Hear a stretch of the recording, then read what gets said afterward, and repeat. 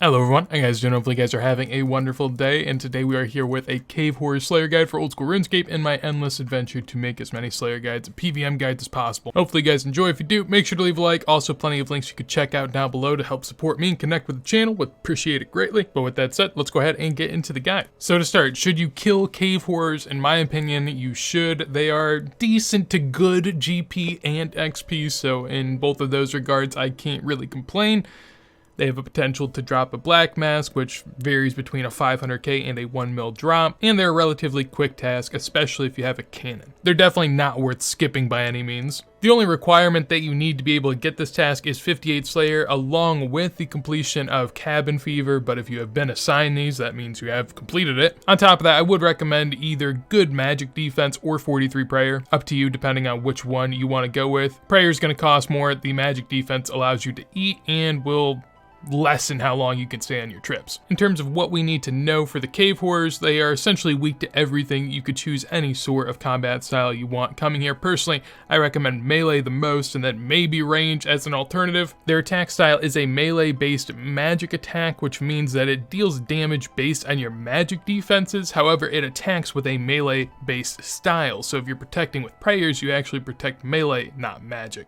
And the max hit for Cave Horrors is a 9. For their drops, they drop Hard Clues at a 1 in 128 rate, Black Mask at a 1 in 512 rate, and their overall GP per kill is about 2k, which isn't too bad at all. If you bring an herb sack and collect most of what's going on here along with some high alch runes, you will make a little bit of money here. For the melee gear options here, we have a low, medium, and high level setup. All of the options for those setups are listed there down below if you want to check them out. Overall, going for good magic defense along with good melee boosting bonuses. And for the added options up there, there's a fighter's torso, which you could link up with one of the prayer boosting options and proselyte or monk's robes if you'd like. The prayer boosting options are decent for low levels that are either taking too much damage and would rather pray, or just high levels that want to AFK. Up there as well, a couple melee weapons that you could opt for, and some God D'hide, which is essentially the same as Black D'hide. Then for a couple range setups, there is a safe spot here that you can use, so if you're either taking too much damage, don't want to spend money on the prayer potions, whatever it is, maybe you just want to use range anyways. For the Slayer XP per hour in the 70s of your combats, you could expect around 15k, and all the way up to using max melee and piety, you could expect about 30k XP per hour.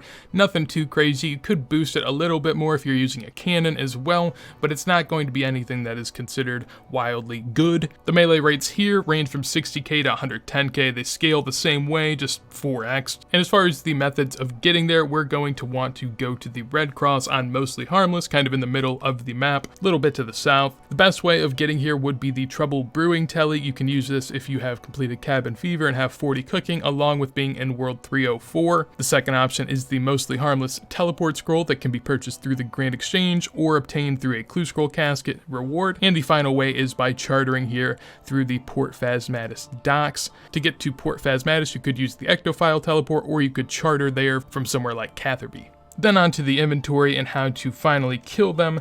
For me, I'll be bringing some Dragon Claws as a special attack weapon, in addition a teleport to a Slayer Master and a teleport away with the House Tellies. I'll also be bringing a cannon set and some cannonballs, along with some super boosting potions. You're also going to need a light source of some sort. I have a sapphire lantern and a rune pouch with some high alchs in there, along with that, an herb sack, and then finally some food for healing.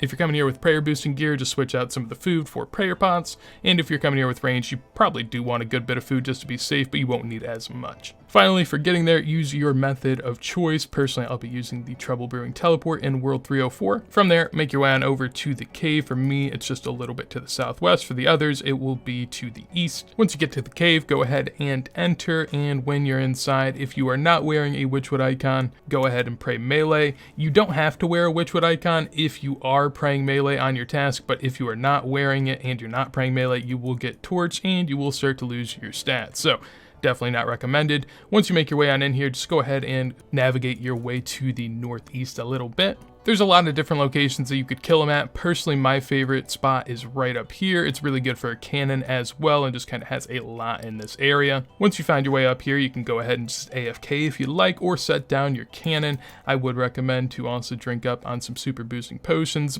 about every 5 to 8 minutes, something along those lines. If you have Runelight and are really into it, the cannon plugin can show you kind of where the double hit tiles are. So if you want to, you could drag monsters onto them and then your cannon will actually hit them twice instead of once. It's a little sweaty and it's actually going to cost you more money, but if you're into it, that is up to you.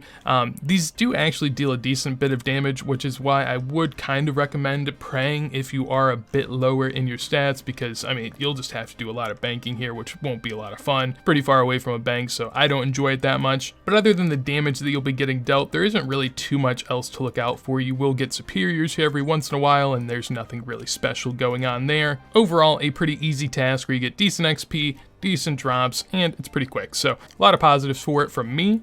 If you're coming here using the ranging based method, there is a safe spot over here that I could show you. Over here in this corner, just a little bit to the east of the cannon spot, which was right over there. If you stand back in this corner, you can then just go ahead and shoot the K4s from here and you'll be good to go without taking any damage. I would recommend you have a Witchwood icon even if you are using the safe spot, because if you don't have it on, they do attack you.